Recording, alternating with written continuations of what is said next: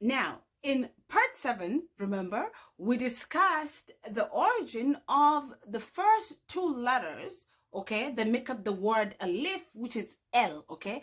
L, which is represented by the pictograph of a bull, okay? That's a real African bull. I think that's a zebu, all right? A bull, right?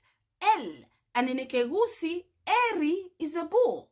And in Swahili, Ali, that which is of superior quality, beginning first, preeminent, is Ali, okay? And the Most High is always referred to as Mwenyezi Mungu Alimu, okay? So we have the first prefix of the word Ali, okay? Alifu, so Ali. Now, let's look at the word alifu. We said it was previously, as we had earlier discussed, right? It was a combination of the first Hebrew letter, alif, and then the word lamed, and the last letter, pei or fe, okay, which makes the word alif or aleph, okay, depending on where you come from. Now, how is it that the word alif or aleph is considered a Proto-Asiatic root or a Proto-Semitic root if the same words are found to be Proto-Bantu roots?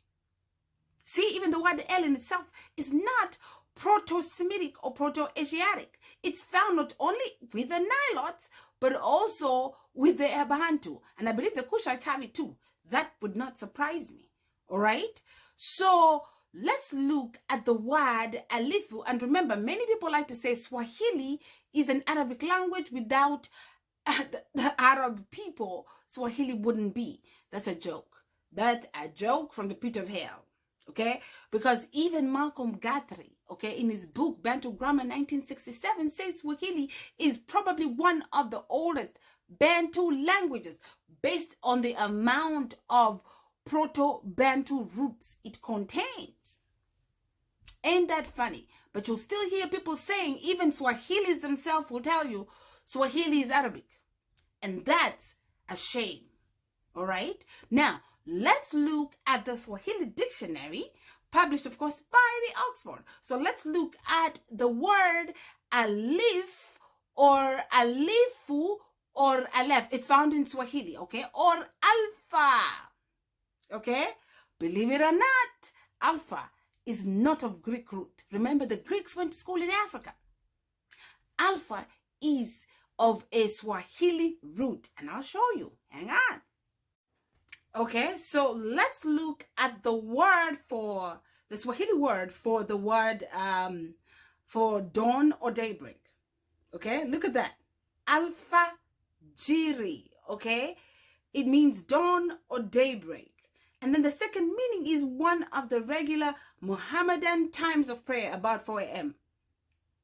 Now, do you see how this language, these definitions dilute the Swahili language as if it's not a language of its own? Okay? Alfajiri is a pure Swahili word because alpha presents the concept of beginning or the first or that which is powerful. All right? Jiri in Swahili by itself means to arrive or get to a certain destination, to arrive. So alpha jiri meaning the first has arrived. That is a pure Swahili word. Okay? So that's where you get the word alpha. So don't let anybody lie to you that alpha is of Greek origin. Swahilis had it way before the Greeks. We gave birth to the Greeks. The Greeks didn't give birth to us. We gave birth to the Hebrews too. We're the origin of life. We're mother. Right? Now, let's go to another one. Right? Look at the concept of alfu. Alfu or elfu or alifu. Remember in Hebrew, aleph is the first letter of the Hebrew alphabet. Do you see that? Alfu. Alfu in Swahili means 1,000. Alfeni means 2,000. But somebody else will say, oh, the Arabs brought us complex calculation methods. Well, we had cattle. We had to count the cattle. How could an Arab show us possibly how to read and write? That's a joke. That's a crazy joke. and not funny at all. Okay? Well, let me show you something else. Just from the word alifu, okay, we have the word alpha. It's ours.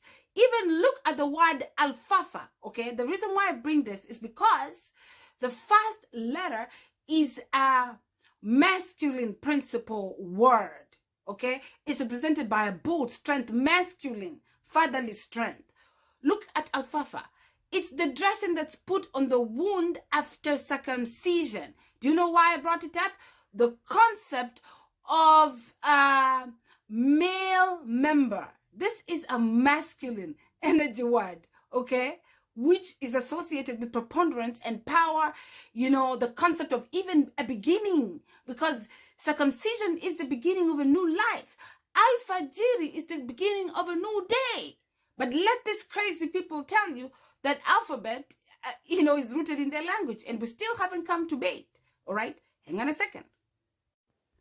Now, look at this craziness, okay? They'll say alifu is the first letter, basically, I'm translating, is the first letter of the Arab, basically, abjad, right?